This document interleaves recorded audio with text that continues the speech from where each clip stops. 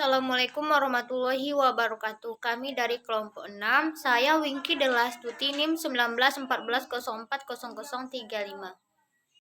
Assalamualaikum warahmatullahi wabarakatuh. Perkenalkan, nama saya Wafda Fahmi, NIM 1914040019. Perkenalkan, nama saya Zukni, NIM 1914040010. Perkenalkan, nama saya Yuki Dwi Andini, NIM 1914040038 sebagai presenter keempat. Baiklah, kami dari kelompok 6 akan mempresentasikan hasil diskusi kami, yaitu materinya tentang lintasan terpendek. Presenter pertama akan disampaikan oleh Wafda Fahmi, presenter kedua disampaikan oleh Saudari Zukni, presenter ketiga disampaikan oleh Wafda Fahmi, presenter keempat disampaikan oleh Yuki Dwi Andini. Kepada presenter pertama dipersilahkan untuk mempresentasikan hasil diskusinya. Nah, baik, langsung saja yang pertama yaitu aplikasi graf. Nah, penerapan dari aplikasi graf salah satunya yaitu pada materi lintasan terpendek. Apa itu lintasan terpendek? Lintasan terpendek adalah lintasan yang memiliki total bobot minimum. Adapun contoh pengaplikasian dari lintasan terpendek yaitu yang pertama, menentukan jarak terpendek atau waktu tempuh tersingkat atau ongkos termurah antara dua buah kota. Yang kedua, menentukan waktu tersingkat pengiriman pesan antara dua buah terminal pada jaringan komputer. Terdapat beberapa jenis persoalan lintasan terpendek, antara lain 1. Lintasan terpendek antara dua buah simpul tertentu. 2. Lintasan terpendek antara semua pasangan simpul. 3. Lintasan terpendek dari simpul tertentu ke semua simpul yang lain. 4. Lintasan terpendek antara dua buah simpul yang melalui beberapa simpul tertentu. Nah, dalam video kali ini kita memilih jenis persoalan ketiga, yaitu lintasan terpendek dari simpul tertentu ke semua simpul yang lain. Contohnya, diberikan graf berbobot G sama dengan V, E dan sebuah simpul A. Tentukan lintasan terpendek dari A ke setiap simpul lainnya di G. Asumsi yang kita buat adalah bahwa semua sisi berbobot positif. Nah, untuk menentukan lintasan terpendek dari suatu graf berbobot dapat digunakan algoritma Dijkstra dan algoritma hapus. Baiklah, saya Zukni akan melanjutkan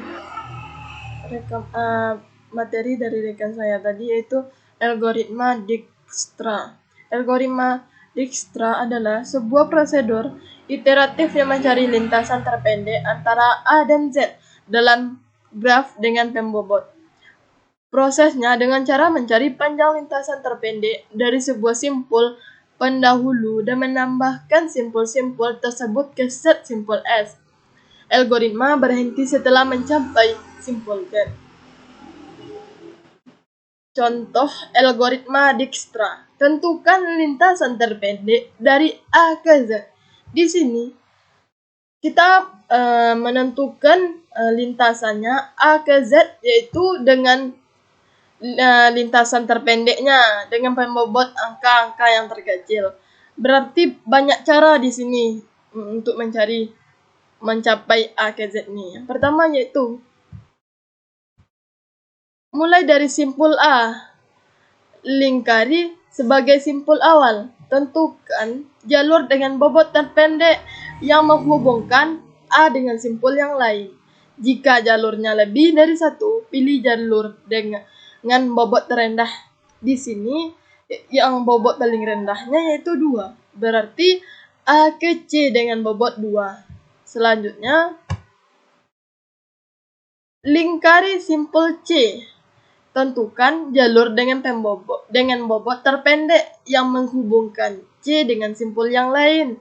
Jika jalurnya lebih dari 1, pilih jalur dengan bobot terendah. Di sini bobot yang paling rendah yaitu 1, C ke B. Jadi kita memilihnya yaitu C yang ke B. Selanjutnya, lingkari simpul B. Tentukan jalur dengan bobot terpendek yang menghubungkan B dengan simpul yang lain.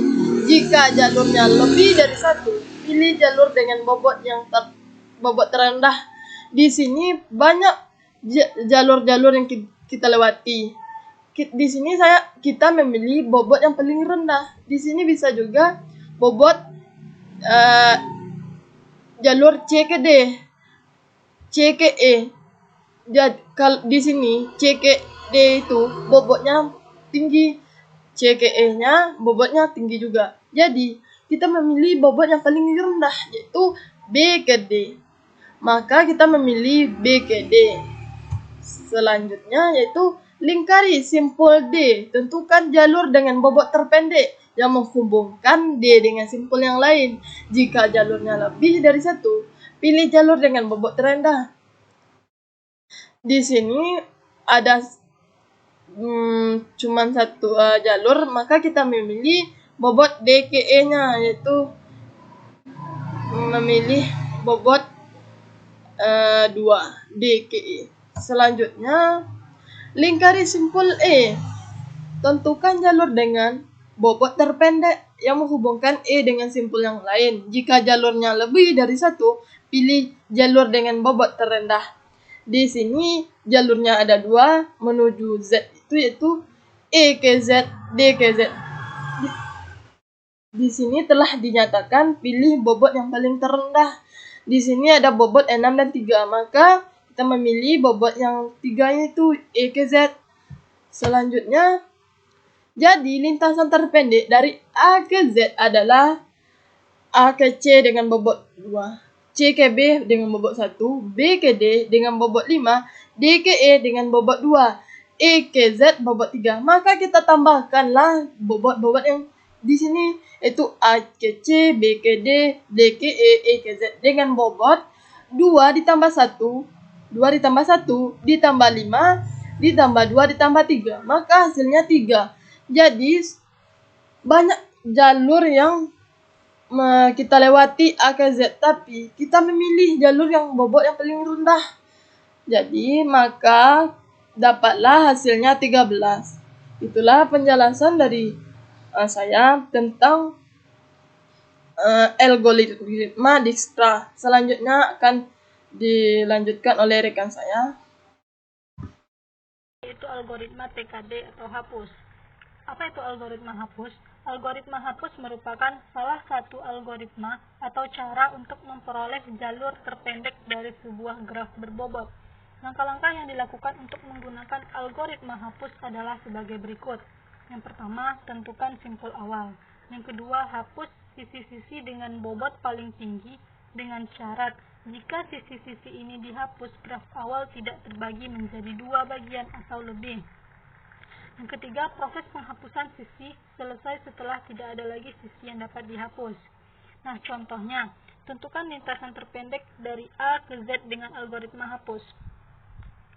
Nah, maaf, di sini mungkin F jalannya, yaitu kita menghapus sisi-sisi sesuai dengan syarat-syarat atau langkah-langkah yang sudah dijelaskan di atas tadi.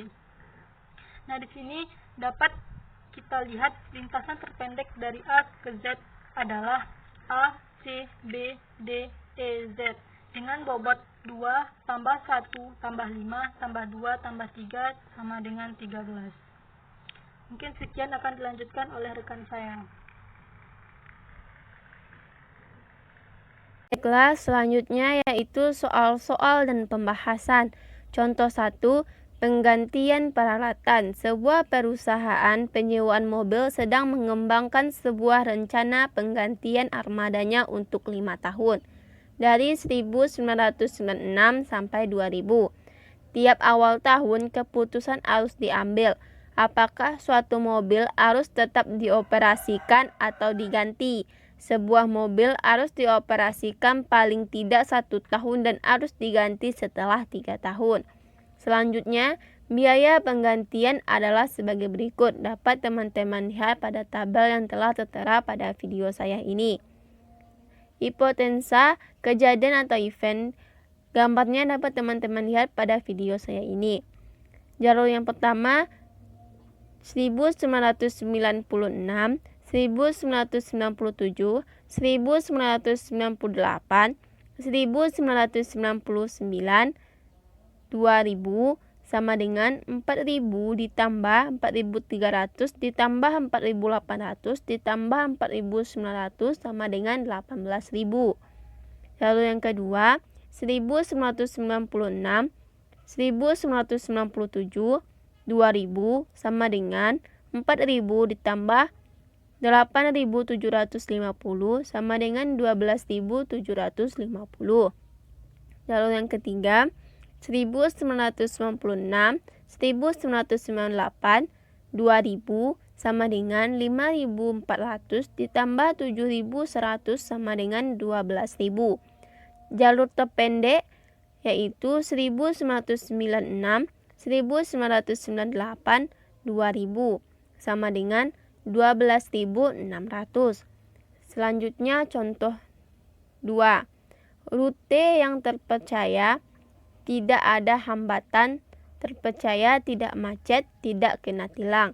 Seseorang mengendarai mobil dari 1 ke 7 dengan alternatif rute dan kemungkinan untuk tidak terkena macet sebagai berikut. Dapat teman-teman lihat gambarnya pada video saya ini. Selanjutnya, pembelaan yaitu permanen dan sementara. Iterasinya ada 0, 1, 2, dan 3. Titik, label, dan statusnya dapat teman-teman lihat pada tabel yang telah tertera pada video ini. Jadi, jalur terdekat dari 1 ke 2 adalah 55.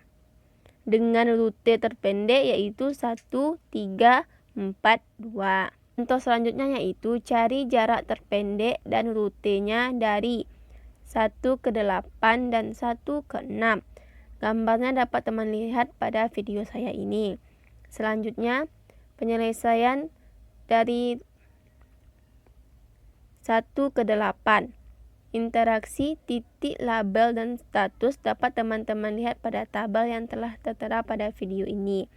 Jadi, dengan rute terpendeknya yaitu 1, 2, 3, 5, 6, 8 sama dengan 1 ditambah 1 ditambah 1 ditambah 3 ditambah 2 sama dengan 8. Jalur terdekat dari 1 ke 8 adalah 8. Selanjutnya, jarak terpendek dan rute dari 1 ke 6. Interaksi, titik, label, dan status dapat teman-teman lihat pada tabel yang telah tertera pada video saya ini.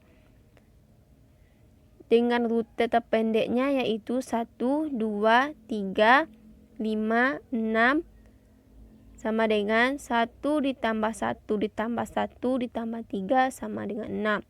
Jadi jalur terdekat dari 1 ke 6 adalah 6. Sekian penjelasan dari saya. Baiklah, sekian presentasi kami dari kelompok 6. Mohon maaf jika ada kesalahan. Wassalamualaikum warahmatullahi wabarakatuh.